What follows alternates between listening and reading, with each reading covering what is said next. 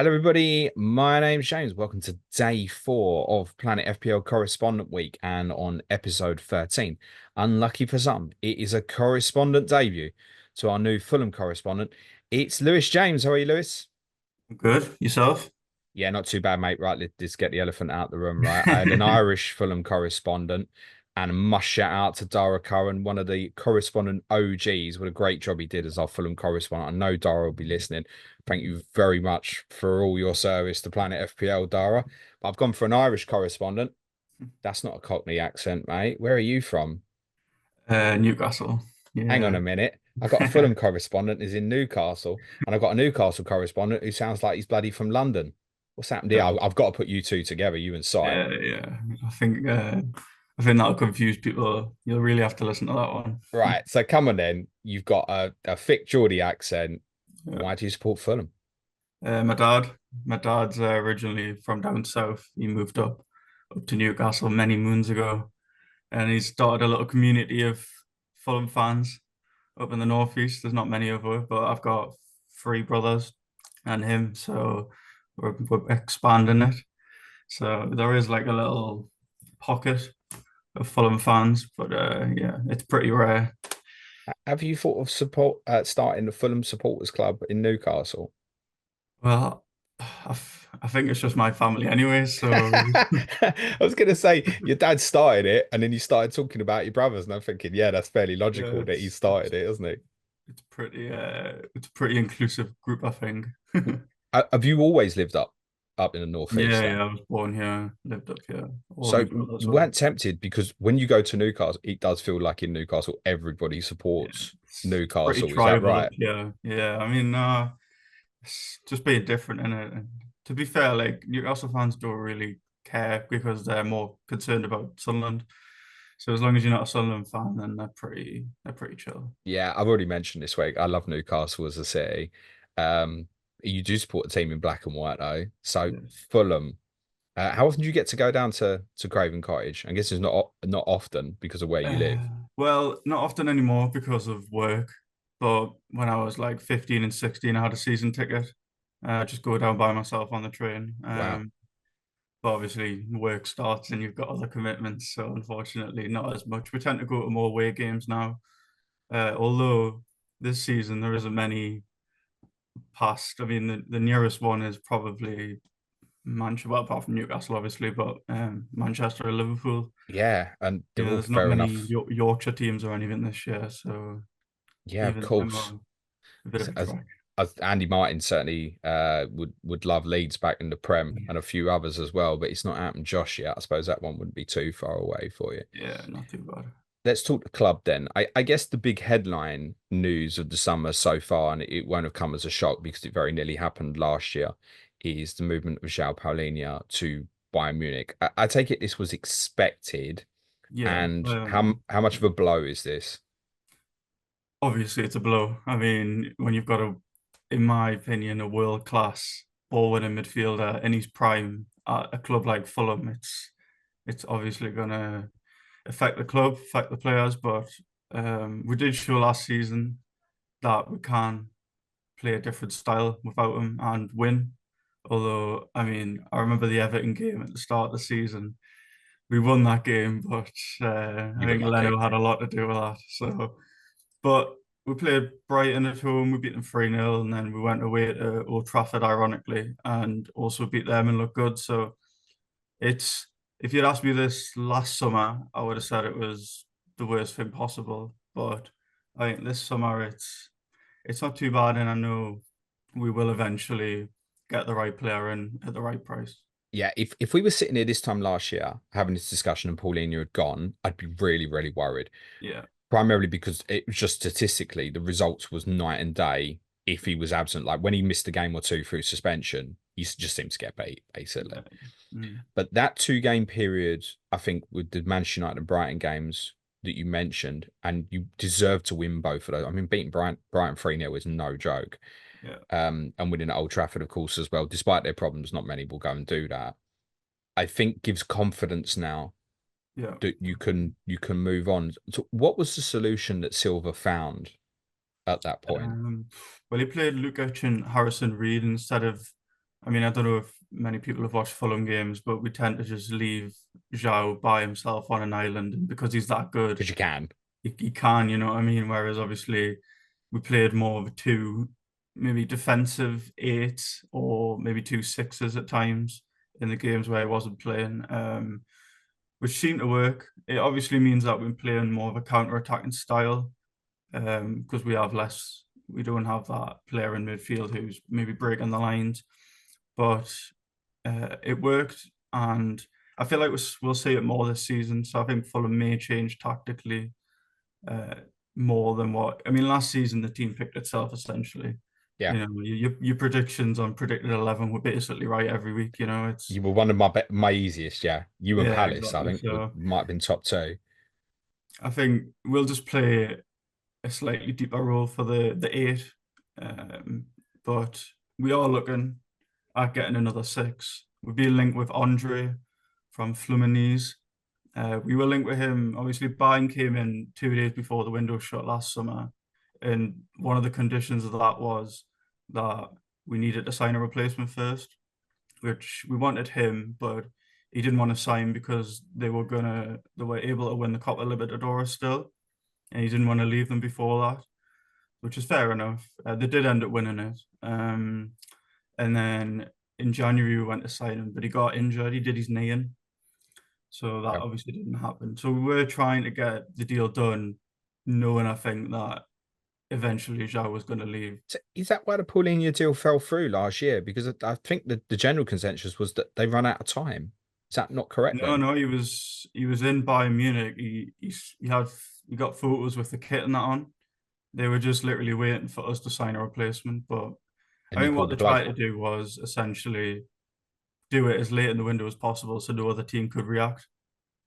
I mean, it should be said, full credit to Paulinho as well, because Yeah, I mean, to have he's obviously got the move now, but he could have kicked up. We would have seen other players would have kicked up a real fuss, and yeah. you couldn't have judged him that way last year.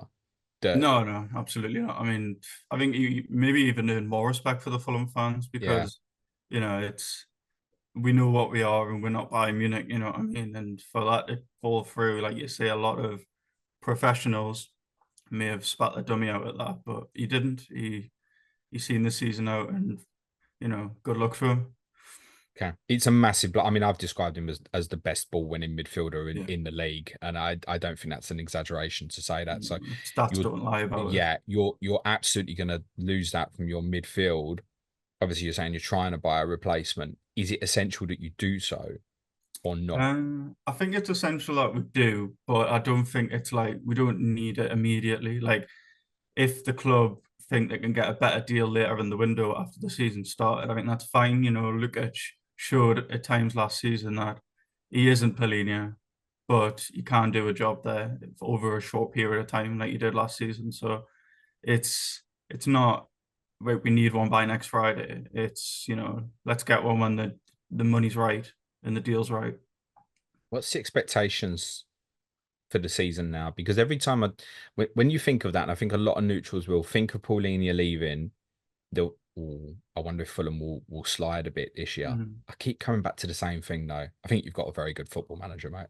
Oh, I mean, he's like a lot of clubs. He's the most important player manager. He's the person at the club, and I don't think we'll be in any trouble, to be honest. I think the squad is good enough. I think I predicted 10th when I messaged you. I think we'll Ambitious. finish between 10th and 14th, like that sort of bracket. So I just put at the top of that. I don't think we'll be in any trouble at all this season. The fixtures as well help that as well. It's a There great isn't, start. yeah, there's a good start, and then in terms of like we don't have a bad run. We have a block of four fixtures, which is I think it's Spurs, Brighton, Arsenal, and Liverpool. And we have that same block of four teams twice, one at the start of December, and then we have the same four at the start of April. But apart from that, all our harder fixtures just seem to be spread out through the season. So there's enough uh, run there to get some points on the board. And like you say, the start of the season is good. I think there is some tricky fixtures that maybe people aren't looking at, like Ipswich, maybe. that's their first game where they'll expect to get points at home, after the horrible start they've got. So I think that isn't as easy as what it may be later on in the season, for example. No, I think playing promoted teams at the start can be really dangerous, actually. I Especially, I think, Yeah, teams I that always haven't look been and in the think league I'd for a rather while. avoid them in the first sort of four, certainly in August. Like Yeah, my team goes to Leicester as first home game. I think it's when it falls in the middle of the season, you'd feel quite comfortable about. yeah. And listen, I expect my team to go down and win, but it's Monday night, you can see the narrative, right? There's a Yeah, of danger course. there.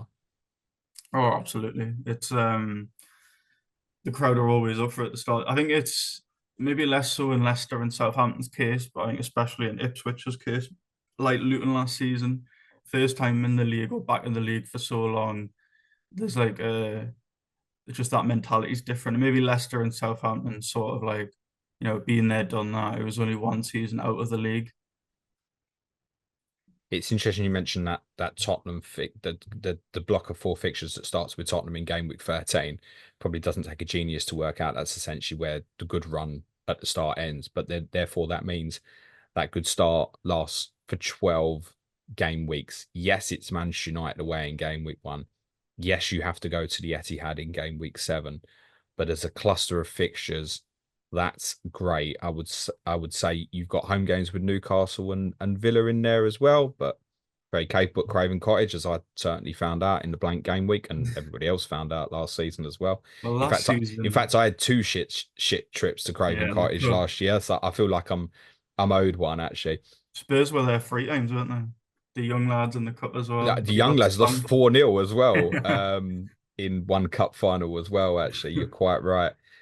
So look, that's a really good run of fixtures. It does certainly mean that a few people are looking at Fulham FPL assets, and you've bought a new player who a lot of people want to steam into and get in quite quickly, particularly maybe Arsenal fans. Emile Smith-Rowe is a Fulham player, scored on debut the other night in pre-season. 5.5 is attractive. Lewis, tempted? He's in my team. Um, Elaborate. I just think so. He came on at half time and he just was so much better than everyone else. You can just tell when a player comes onto the pitch and they're light years ahead of everyone. His positioning was, I mean, obviously, I don't know if you've seen the goal. I have seen the goal, yeah. Yeah, obviously Robinson comes to the byline, cuts it across, and Smith-Rowe's there. 5 minutes later, they did the same thing, and the keeper makes a good save. So it's clearly I've got Robinson and Smith-Rowe because I think that is potentially where a lot of goals are going to come from. But I think the one thing I would say is he's only had 45 minutes under his belt, and he did say after in an interview that he was tired. So I'm not sure where his fitness is at. I mean, we'll see a lot more. If he starts against Hoffenheim on Saturday, then he'll be for sure on my team. Nice. Okay, that's interesting. When you say position, are we talking about him as a 10 here, rather, Yeah, or he is it came kind of on. like left or right No, 10? interestingly, I think most people would have presumed that he would come in and play where William played last season, sort of on the left, Okay. but he didn't. He came on and played the 10 and it actually pushed Pereira back into midfield. So I think Iwobi is better on the left. I've always said this, but because we had Willian, it was hard for Iwobi to keep the left. But Iwobi is for sure better off the left forward. So um I think Smith Rowe might take Pereira's position, to be honest. I'm not sure if that's sort of something that'll happen straight away, but I think as the season goes on, you don't sign Smith Rowe as your record signing and he's not intending to play, obviously, all the games he's available. No, yeah, clearly he's going to play. There's your key word. And you've used both of them, fitness and availability, because unfortunately it has been a long-term problem for him. I don't I think think anyone's doubting his ability. This is a player that got into the England squad when he was performing very well for Arsenal. It is keeping him fit, and it's been a prolonged period for more than just a the season now. stats are interesting. His stats are unbelievable, basically, when he plays in His terms of the underlying availability numbers. stats. So in the 22-23 season after his groin surgery, when he came back from that, he was available for 17 of the 21 Premier League games. Okay. And then last season, he was available for 31 of Arsenal's 38 Premier League games. So injuries wise, that's pretty good. And I think, But then he's not been playing much. yeah. So is that intensity going to lead to further injuries? Well, I That'll, think that's why he's left, isn't he? I think obviously Arteta's came out and said he doesn't want to lose him.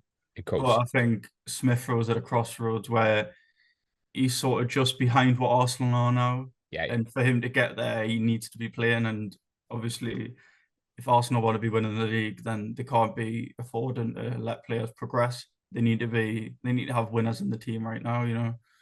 So I think it's a move that suits all parties, to be honest. I think Silva could yeah, really make him tick. And like I said, I think he just needs that solid run of games where, and obviously the pressure's less at Fulham, you know, he's not the only person that'll come to Fulham, and because the pressure's less, to play better. You know, Pereira's a prime example of that. You know, Man United but couldn't get in, and he comes to Fulham and he was really good. You know, he is really good. I just think Smith-Rowe has a better end quality, which is I think, and he can dictate the play. He's seen that if I'm 45 minutes of watching him, he can control the play better than what Pereira can. Pereira's better maybe at like triggering a press, and that's what Silva likes to use him for. He is the press starter, but I think apart from his delivery, I don't think he offers too much. let's talk There's them other 5.5s. But firstly a on lot of them. Pereira, as you're speaking about him, is it going to become one or the other, or can they play together? And the other thing is, I have heard rumors of Pereira leaving. Yeah, I think Silva could make them play together. Like I say, on Monday he pushed them back, so he played Pereira at the eight, and played Smith Rowe ahead of him. But I think that might only be something that happens if we're losing, or maybe against the weaker teams at home. I don't think Pereira's good enough defensively to, and we haven't got Joao behind to sort of hide those cracks either. Yeah, So I think that I think it may be one or the other, to be honest. But like you say, I think he has been linked with Marseille, I think it is. And I think he might look at that and go, well, if I'm not going to be playing like I did, then maybe it is time for me to move on and follow my cash in because we'll make a tidy profit off him. You yeah. know? I've seen a lot of speculation that he goes. The danger with that is to come full circle. You sell him, Smith Rowe doesn't stay fit, Willian's gone as well. There's then a little bit of a creativity hole. Would that be fair? Or can someone like Harry Wilson step into the team and aid that? Um, I mean, it certainly does create a creativity. I mean, you take they're two good creative tens, you know. So I think in that scenario, you might maybe push Willian in the middle. Not Willian, sorry, Iwobi in the middle. I think we are looking to sign another winger for a bit of depth because, like you say, we've lost William, we've lost Bobby Reed, so we are a little bit light on numbers. Not that it's not a main issue, but I think we'll certainly maybe buy in that area. Yeah. So I don't know. I think if the money's right, Fulham will sell. We're a selling club, and if we can make a tiny bit of profit off them, I think we will do that. Um, we have a couple of youngsters, Stansfield, who had a good season at Birmingham last year in the Championship, who is he played up front for Birmingham, but he likes to play out wide as well. And Silva did say at the end of last season that he would be in the squad Okay. for this season. So I think we have a couple of other youngsters. We no like you were saying on the Tottenham pod, um, like with Werner, for example, where you don't really want to sign a player to To block block. youngsters. So I think there might be a consciousness of that as well, where you sign a winger and you've got, you know, what's the point in having this amazing academy just like yourselves? So I'm a bit sick of selling the youngsters to the big boys, unfortunately. Yeah, it will happen more to your sort of club if you and it my team I've discussed have got some amazing kids. A lot of them played you and lost 4-0 in that fixture last year. Mm. There's a caveat that they were pretty tired and it was quite Yeah, yeah, rotated, even though it was a final actually, but still, oh, Tottenham's kids were the best last year. Oh, Fulham beat them 4-0. It won't take much for people yeah. to start looking. I forget the name of the lad who scored twice. I think it was the number 10. People were raving about Well, afterwards. You might he's tell definitely me. only 15. He's only a youngster. Who's that? I can't remember his name, but yeah, he's only a real youngster. I don't even think he doesn't even play for that age group normally. Okay. But I think he's been so impressive that they maybe pushed him up, and it obviously worked. Any interest in Um, Alex Iwobi? Sounds like you think he's going to play more. I mean, he's played a I like lot, but Alex Iwobi. I think he has a maybe bad rep with the general public, but actually, I think he's really good. He's a silver signing, and essentially, like the Man United goal last season was sort of maybe the peak of Iwobi, and I think he had a similar chance in the no, sorry, he did score against Benfica. It was the exact same goal. Adama Traore picked the ball up and just ran 60 yards of it and passed it to Iwobi, and he slotted it in. And he has been the more impressive winger, the 5 million Adama Traore, who I think may get the nod over Wilson on the right. okay, interesting. But no consideration to have Iwobi over Smith-Rowe for you. No, I think I would rather have Smith-Rowe.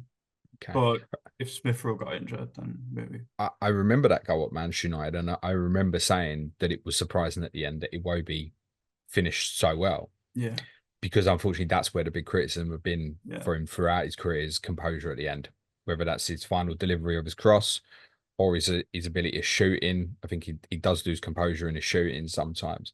That's where the real criticisms come in. Incredibly hard-working Yeah, player. but like I say, he was playing on the left that day, and he's better off the left. He looks more comfortable off the left, and he hasn't played, excuse me, off the left that much because of William.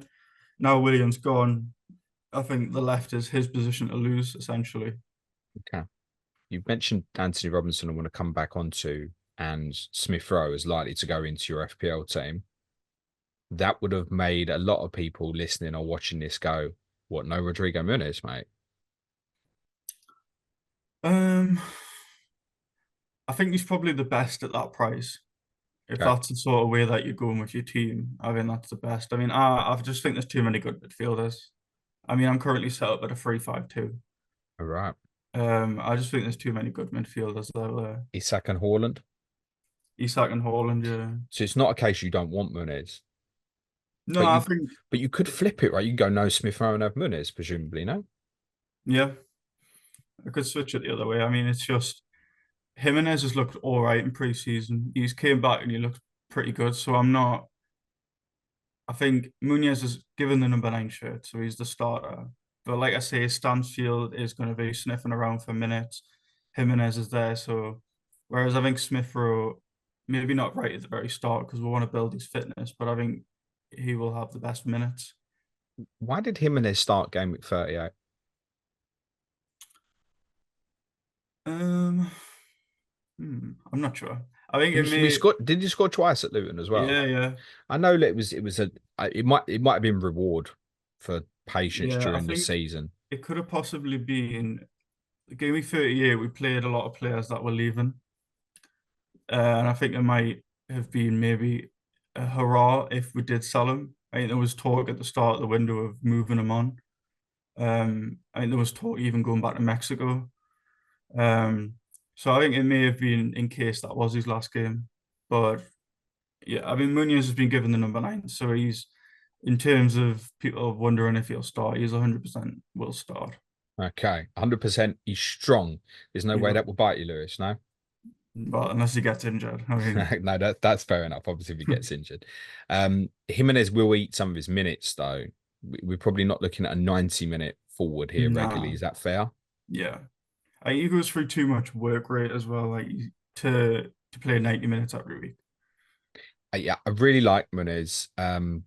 It was the big takeaway for me when I went to the League Cup tie in August because it was the first time I'd seen Mm. him and I was at a low pitch level. And he really impressed me. Really Yeah, impressed me. And it it was stood just out. And I strange. kept mentioning him and saying, if he gets in, watch out. And he got in for the Manchester United game and he had a Mm. real running battle with Maguire. And I want to say he came off Right. injured. Was he nearly crying when he came off? Can't Yeah, because recall. I think it was he just came back from injury, and I think it was more frustration um than anything. But like the back end of the season, he had that purple patch, And I think when Fulham signed him a few years ago, he was only, I want to say he was 20, and he wasn't even playing for the first team of the club. I can't remember where I bought him from in Brazil. He was playing in the reserves. And it was such a weird signing for a club like Fulham to just go and pick this kid up from some Brazilian reserves. He had a load at Middlesbrough and he didn't play. And they had Akbom and players like that, and he never played. And he came back, and everyone thought, well, like, what's going to happen here? And actually, the player started coming out of him, and I think he reminds me of Mitrovic, but he's a bit more mobile than Mitro. He's definitely more mobile. Yeah, He's not as powerful or as physical in no, the air, or if the delivery is right from Mitrovic, you were dead basically. yeah, He's not that type of player. He's a different type of player. I think the club has almost done well in hindsight not to go mad to spend big for a Mitrovic replacement, because it's almost forgotten now that you lost him last year and how important and talismanic he was, yeah. which Well, is we lost interesting him. when you think back to Paulinho now and how the Yeah, team might evolve and find solutions, perhaps even with some of these youngsters, as you mentioned, breaking into the team this year. What's the situation with Carlos Vinicius? he's going. He's He'll not. go. He's not played pre-season or anything. He's not. I don't even think he's training. He's not in Portugal with the boys. Same with Mbabu. They were both out on loan last season. So they'll be both gone at some point. Have you been linked with buying any nines at all? No, No. So you no. expect it to be Muniz, Jimenez, and obviously Stansfield is there Yeah, I if think there's a I bad think what was situation. interesting is we lost Mitrovic right at the end of the window, which was like 3 weeks into the season. Hmm. Um, but we managed to score the same amount of goals last season as we did the season before with Mitrovic. And I think that's maybe testament to Silva, um, getting the very most out of maybe some mediocre players. Um, so I mean, if you look at our signings this season and the outgoings, there was a real cry out for young players. We've lost a lot of older players in their 30s, and we've brought in, well, so far we've brought in 3 24-year-olds. William was old, Tim Ream, You're looks like telling me Ryan TJ. Sessegnon is only 24? Yeah, it's crazy, isn't it? Oh my God. It's mental, isn't it? I mean, the most mental statistic with Ryan Sessegnon is that he's played more games for Fulham than Tottenham. Yeah. It's just we bought him in 2019. He was only 19 when we sold him, It's incredible statistic. He's been so unlucky with injuries. I don't think in seriousness that he was ever going to progress to be good enough and be a regular first choice starter for us. But it's a nice story that he's come back to you, right? yeah. Yeah. I mean, it was, you were talking to Arsenal correspondent Adam. about Smith-Rowe and Saka and how when they came into the team, it was sort of like it was the flip switch and they started getting their Arsenal back. And it's nice to have like a fan on the pitch, Yeah. essentially. And I think that's basically what Sessegnon is to Fulham fans. It's that fan on the pitch. Now, I don't expect him to play that often. I think he's definitely just came in to be Robinson's backup, which may suit him Are you because, sure about that? yeah, I don't think. Well, it was interesting because when we played him when he was a youngster, we played him more on the left wing. Ah, this is part of what I was going to ask. Could he play in Yeah, front of him? it's possible. I think, Not at the start, I don't think, but yeah, it might be something that, like, he's a defender, he's 4.5. But I certainly think, and obviously his main minutes for Tottenham came under Conte, so quite often he played as a wing back, so it didn't matter yeah, so much. But I think there was a large feeling amongst the Tottenham fan base that he was really uncomfortable if he had to play left back in the back four, mm, and would maybe, the hope was always he was going to develop like in the same way Bale did, and it obviously never happened. yeah, But I think there was a thought that if it was a back four, you play him as a wide midfielder. mm, And actually, he only made one appearance for us last year as a substitute very late in an FA Cup game against Burnley. And again, you're holding on to a lead. But Ange put him as one of the wide forwards. yeah. So he can play left wing, he can play right wing. You're not blessed with a huge number of players in those sort of positions. I think it should stay on radar. Yeah, I think interesting. Obviously, Boa is left, Silva's assistant. And when new assistant manager is he's used to playing a back five. wherever he's managed. Okay. So I think it might be one where if we're winning a game, he might take Robinson off and put Sessegnon wing back. I think that's also a possibility. Yeah, I don't think either of them would be comfortable as wide centre backs. It's certainly not No, not Sessegnon. physical enough. No, Robinson is way too athletic, I think, for that Yeah. sort of role. You could, I think you could get away with Castagne as a wide centre back. I think that's Yeah, he's okay. just a versatile Castagne. I don't know what one of your correspondents you were talking about the need for a right and left back. I mean, Castagne is sort of that like perfect Yeah, he's. like player I essentially. don't think Brentford are going to go and buy Timothy Castagne off you That though, was it. mate. It was Yeah, Brentford's pod, wasn't it? Yeah. yeah. Um, talk about one more signing for us before we continue to talk about the fullback side because I don't want to miss it off. Jorge Cuenca.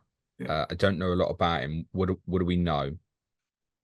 Well, it was a sort of signing that just came out of nowhere. It was nothing, nothing, and then Romano just said medicals booked, fee agreed, which actually is the Fulham way. You know, like I said, we have not been linked with any nines, but I remember Bassi last season was the same, where it was nothing, nothing, and then just announced. Done. Whereas I think when you've signed in Smith-Rowe or when Joao's going to Bayern, these are big clubs, and there's always leaks all over the place. Whereas I think Fulham are quite a closed shop with transfers. Cuenca, he played the full 90 the other day or most of the 90. He's a left-footed centre back, so I think he sort of came in to give competition to Bassi. He's the best ball-playing defender at the club because Bassi and Diop are not very good Mm. when they have to play the ball out. I mean, especially Diop. Um, I think it's an interesting one because I think I don't like Bassi and Diop together because neither of them are good enough on the ball. And I also don't like Bassi at right-sided centre back. If we came I in with saw that. We saw that. yeah. Yeah, yeah. So it's like when I was saying that, I think signing a right-sided centre back is more important than signing a six right It's, now. it's interesting intel what you said about the assistant though. I don't think many of us would have kind of spotted that or acknowledged that as a possibility that you may move to a back three. Yeah. Uh, Certainly not the start. It doesn't look Nah. like, but it might be something that evolves during the course of the season. And you've certainly got fullbacks who could play wing back role. Yeah. Sessegnon, Robinson, Castagne. I think Kenny Tete as I think well. Teddy, like, I think Teddy could be played. He has played centre back before, and I think if it was up to me, I wouldn't play Diop at Man United. I would rather play Teddy at right-sided centre back. Oh wow, that's massive. But I don't think Silva will do that. But No, I agree, but I think that possibly speaks volumes for what you think of Diop, maybe. he's just a car crash. He's good, good, good, and then he has that moment, and it's He had one run for West Ham at our place. He had about a 40-yard run where he beat about four players.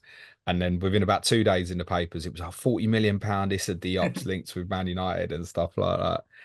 Um, yeah, it's crazy. so you think Cuenca is going to be first choice, but the sounds of what you're saying.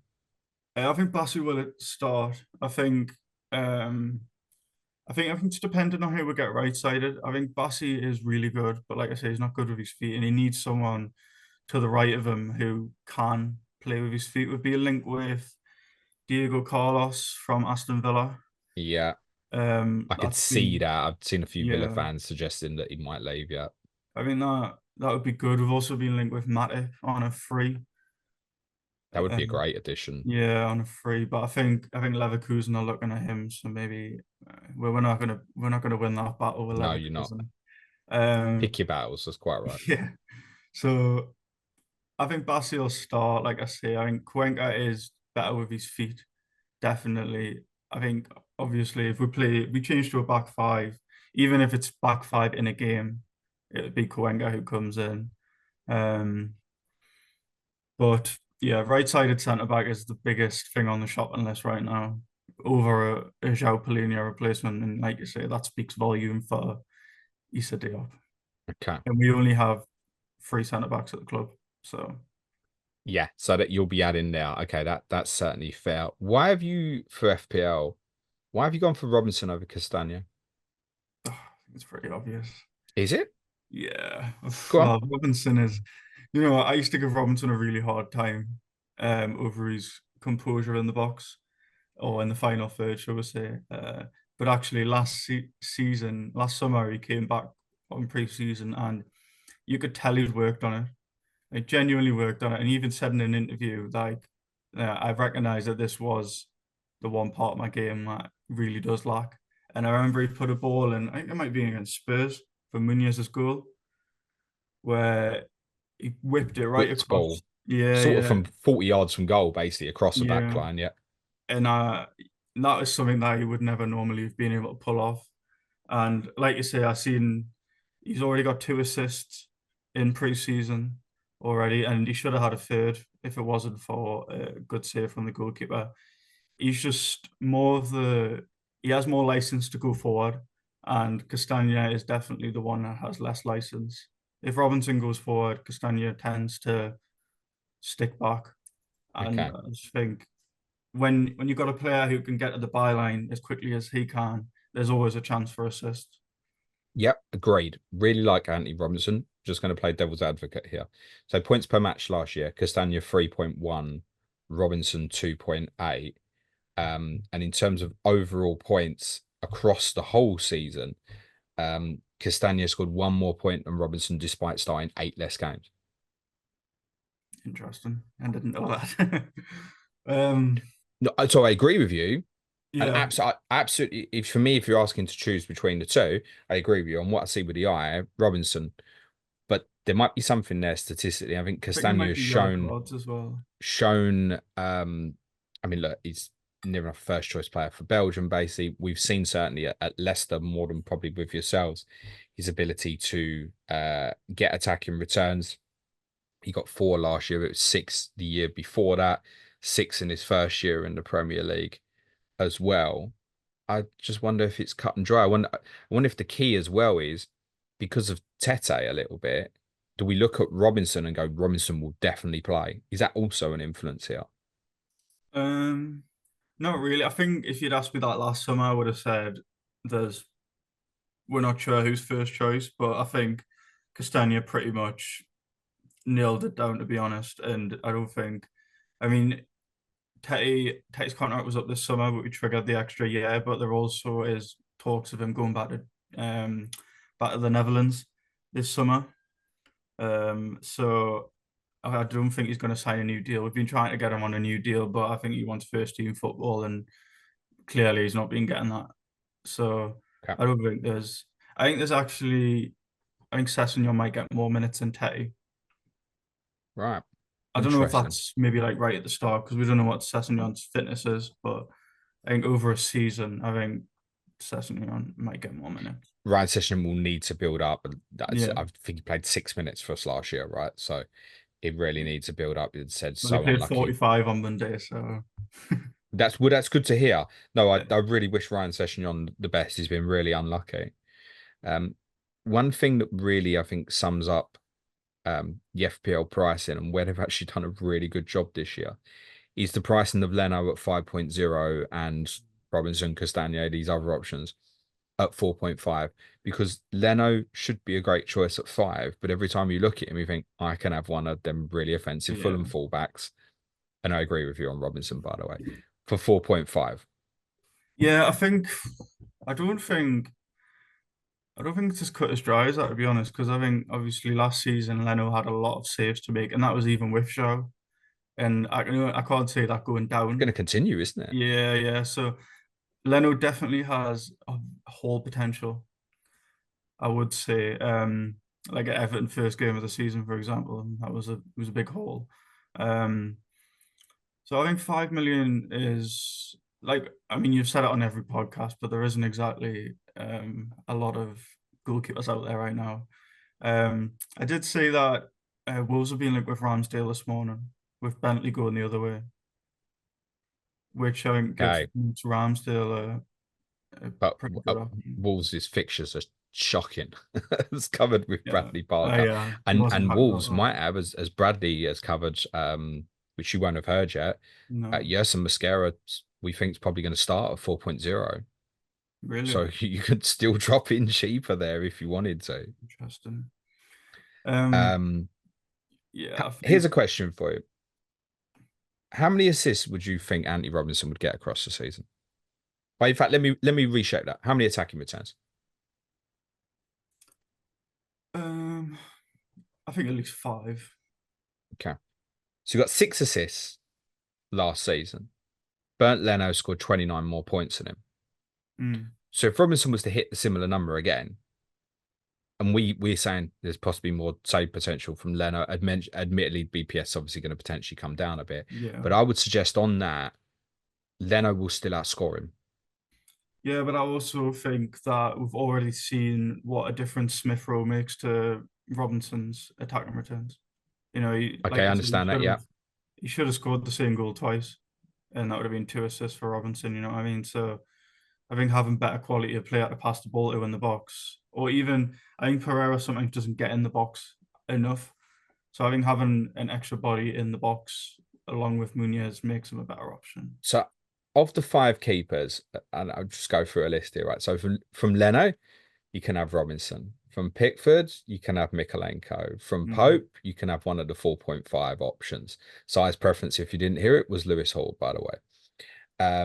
Anane, you can have Martinez. Vicario, you can have Van der Ven. It keeps going Mm, all the way. They've done well here yeah. with the pricing because there is always an alternative answer to the 5 million keeper that is cheaper in the defense.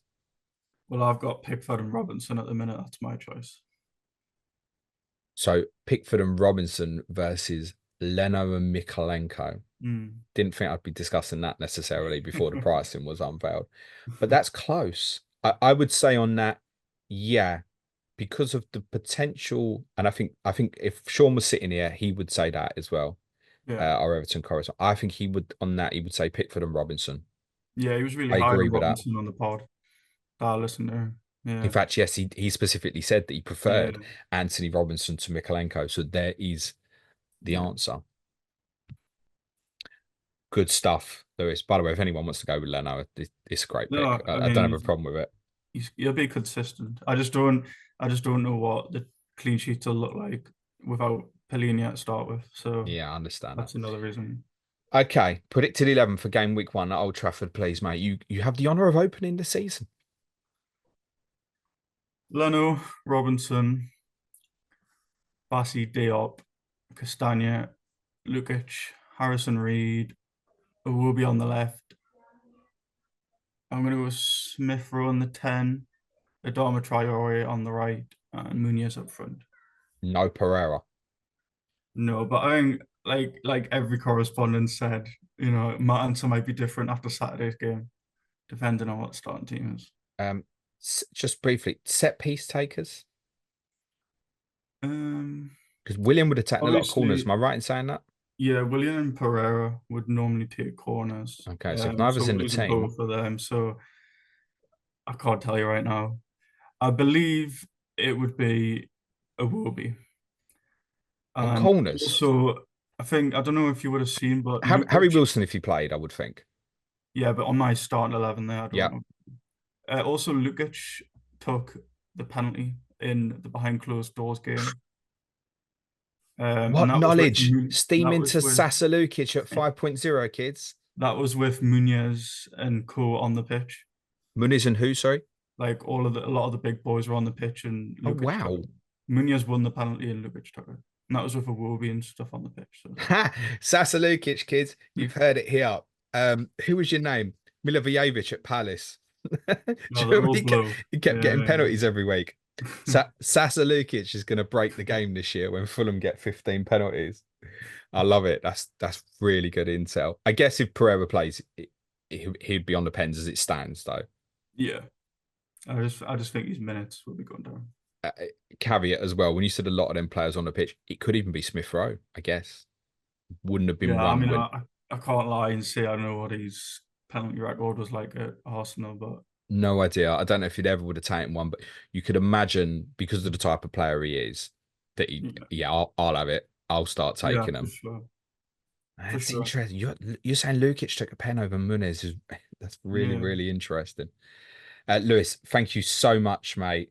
In conclusion, you went for where for Fulham to finish this season? 10th. Yeah, middle of the park. Okay. Comfortable. How many of your other correspondents do you think predicted Fulham to finish top half? None. There's two. Right. Okay. And interestingly, two teams who I think the bookies would near enough have you bracketed with just a little bit below. There's Bradley and Sean, Wolves and Everton, both predict you to Right. finish 10th, which I think is quite interesting, Yeah. actually.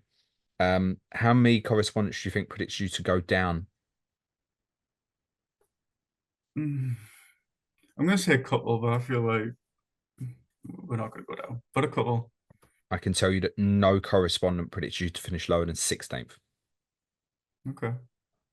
So I think that suggests to me that the wide thinking here is, despite the loss of Paulinho, exactly what you've said, that you'll be fine. The majority of the correspondents have predicted you to finish between 11th and 13th, basically. I said 10th and 14th would be where we finished. So yeah, That is similar for a number of other teams, though. So when you look at an overall league table, we're probably looking at position as sort of 13th is what yeah, they've gone for. fair enough. Good stuff, Lewis. Really good correspondent week or correspondent debut, mate. Thank you very much for that. I think we've got you on. What's your first one going to be? With Chris, I West think, in the Ham. international break. Yeah. I think we've scheduled you on for, which is good because you've obviously got this good run of fixtures ongoing. Anything you want to plug, either for yourself or for Fulham Um, content on your debut, mate? a good a good Fulham podcast is the Fulhamish Pod. They do a really good job. Dara's been on there as well, isn't he? I'm sure Yeah, he yeah, has. he Yeah. has. Yeah, they do a real good job. There isn't many podcasts to Fulham, but they are one of them. So I would recommend giving them a listen if you want an alternative view on Fulham. Good stuff, mate. Thank you very much. Next up on Correspondent Week, we need to walk through the park, back to Putney Bridge, District Line to Victoria, get the Gatwick Express down to Brighton, get that shitty little train that's always overcrowded to Falmer. Sorry, guys. Always leave yourself plenty of time if you're going away to Brighton, kids. Because Brighton and Hove Albion is next on Correspondent Week with Sam Murray. Just leaves me to say thank you very much, Lewis. Good luck for the season, mate. Cue music, please, man child.